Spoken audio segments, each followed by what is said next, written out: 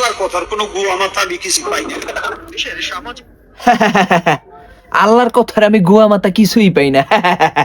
এটা হচ্ছে বাউল আবুল সরকার ধইরা পুলিশ নিয়ে গেছে, এটার শুধু ধইরা নিলেই হবে না, এটার যা যা করা দরকার ওইটাই করতে হবে। এটা পুলিশ ধরলে কি হবে, একটা 90% দেশের আল্লাহর কথার কোনো গুয়া মাথা আমি কিছুই পাই না। এইটা কোনো কথা হইল? শুধু এইটাই বলে না, আল্লাহ এক মুখে কয় কথা বলে? হ্যাঁ, এটা মুখ নাকি হুক? এই ধরনের কথাবার্তা বলতেছে একটা মুসলিম দেশে বইসা, যেখানে 90% 92% মুসলমানের একটা দেশে বইসা, অথচ আমরা মুসলমানরা কি করতেছি? কিছুই করতেছি না। এখন যেটা মূল কথা হইছে, এর চরম পর্যায়ে শাস্তি দিতে হবে, চরম পর্যায়ে।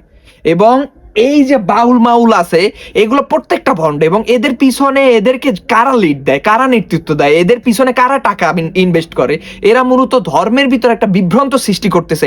ইসলামটাকে নষ্ট করার জন্য এরা এই ধরনের উস্কানিমূলক কথাবার্তা বইলা দেশের ভাবমূর্তি এরা কিন্তু নষ্ট করতেছে। এবং এদের পিছনে কিন্তু একটা চক্র কাজ করে, বিরাট বড় একটা চক্র, হাত আছে, হাত বড় বড় এক একটা হাত আছে। এরা এদেরকে অর্থ দিয়ে এই ধরনের কথাবার্তা হয়তো বা বলায়।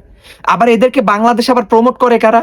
যেমন হয়েছে ধরেন আসাদ নূর আছে, তারপর হচ্ছে যে নীলা ইসরাফিল আছে, ঠিক আছে, তারপর হচ্ছে শাওন আছে, হুমায়ুন আহমেদের বউ, এই সব মনে করেন যারা আছে নারীবাদী টারিবাদী সব মিলাই জিলাই নাস্তিক ফাস্তিক, এরা আবার এদেরকে এই সকল বাউল সরকার মরকার আবুল আবুল মাবুল এইগুলারে মনে করেন প্রমোট করতে থাকে।